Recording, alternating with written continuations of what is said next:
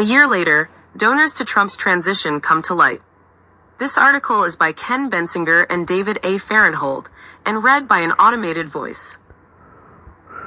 A full year after making a public pledge to do so, President Trump has disclosed a list of donors who helped pay for his transition to power.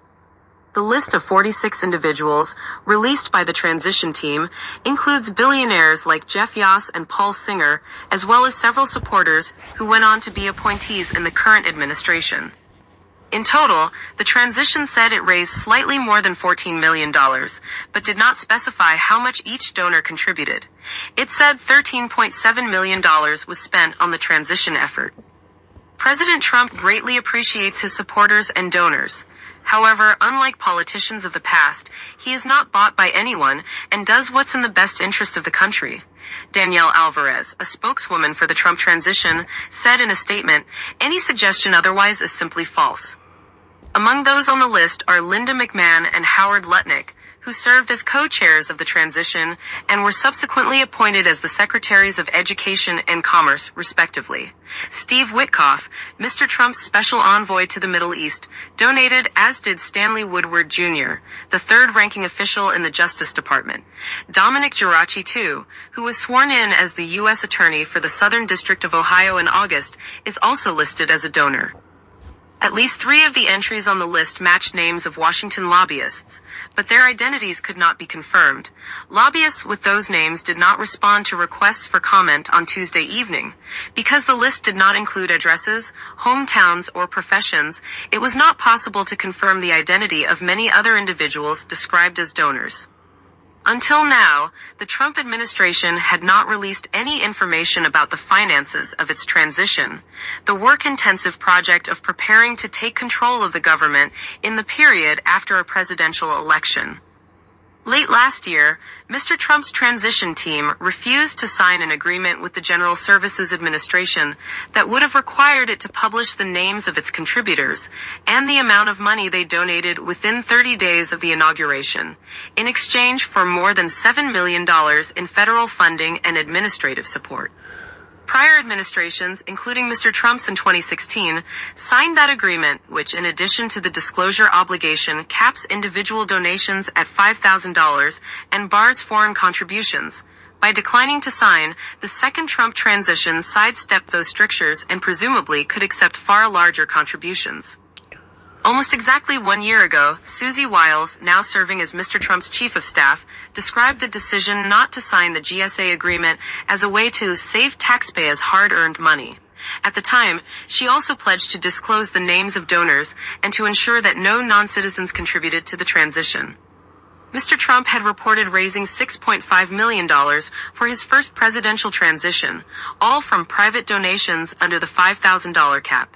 In 2021, President Joseph R. Biden Jr. disclosed $22.1 million in contributions to his transition. Watchdog groups had raised alarm about the lack of transparency surrounding the most recent Trump transition, noting that by not revealing who was contributing and how much they had chipped in, it was nearly impossible for the public to know about potential conflicts of interest or pay-for-play arrangements. They claimed they were saving taxpayers money, but what they were doing was hiding the ball about who was buying the government, said Max Steyer, the president of the nonpartisan nonprofit Partnership for Public Service, which promotes best practices in the federal government and runs the Center for Presidential Transition. Last week, that group released a report on the Trump transition that criticized it for significant departures from established norms, noting that it started late and relied heavily on a handful of outside think tanks, chiefly the Heritage Foundation and the America First Policy Institute, to develop policy and hire personnel for the new administration. The report called on Congress to create laws requiring transitions to disclose the names of donors who give over a threshold amount, as well as to publicly account for spending by the transition, which it said would create public scrutiny that encourages the transition team to police itself tightly against conflicts of interest. The transition organization, formerly known as Trump Vance 2025 Transition Inc., was incorporated in Florida and registered with the IRS as a type of non-charitable nonprofit. As such, it does not have to pay taxes, but cannot give its donors a tax break for their gifts. By law, the The nonprofit must file an annual report with the IRS showing what it raised and how it spent its money, although it is not required to disclose the names of donors. That report must be provided to the public upon request. The New York Times requested that report on Tuesday from the nonprofit's agent, a lawyer in West Palm Beach, Florida. He said it would be released in the coming days. 3 of the donors also gave to Mr. Trump's inaugural fund. Ms. McMahon and Mr. Singer each donated $1 million, while Marlene Ricketts, the wife of the founder of TD Ameritrade, contributed $1.1 million. In total, the incoming president raised a record $250.4 million for his inauguration, more than double the amount raised for his first one. Mr. Lutnick's family was also a donor to the $300 million White House construction project, according to a list disclosed by the administration last month. List of donors: Linda McMahon, Howard Lutnick, Robert Johnson, Suzanne Johnson, Marlene Ricketts, Robert Bishop, Samantha George, Stephen Plaster, Adam Clampett, Jeff Yoss, Paul Singer, Steve Witkoff, Robert Bigelow, Stanley Woodward, Gene Ventura, Andrew Cuff, Elias Levy, Jeff Littlejohn, Stephen Dewey, Robert Turley, James Toole, Michael Desmond, Susan Silvery, Jonathan Slemrod, Thomas Giovone, Marcel Kaminstein, Connor Sheehy, Wade Earley, Robert Foran, Kenneth Bridger Roy, Dominic Geraci, Camille Alley, Matthew Iyer, Robert Newton,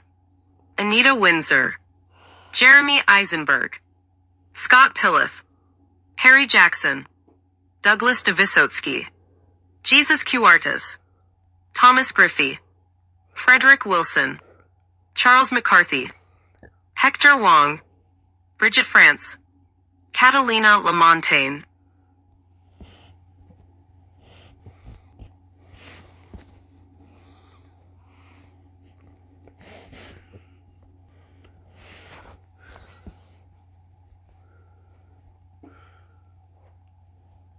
Trump says he is canceling all executive orders Biden did not personally sign. By Tara Suter.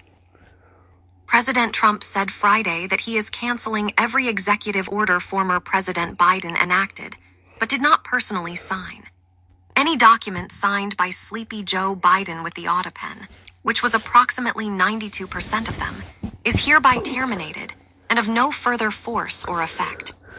The autopen is not allowed to be used if approval is not specifically given by the President of the United States. Trump wrote in a Friday afternoon post on his Truth social platform. The radical left lunatics circling Biden around the beautiful Resolute desk in the Oval Office took the presidency away from him. I am hereby canceling all executive orders and anything else that was not directly signed by crooked Joe Biden, because the people who operated the autopen did so illegally. Joe Biden was not involved in the autopen process, and if he says he was, he will be brought up on charges of perjury. Thank you for your attention to this matter, Trump added. Before Trump pardoned turkeys Gobble and Waddle on Tuesday, he joked that his predecessor's turkey pardons were invalid due to him using an autopen.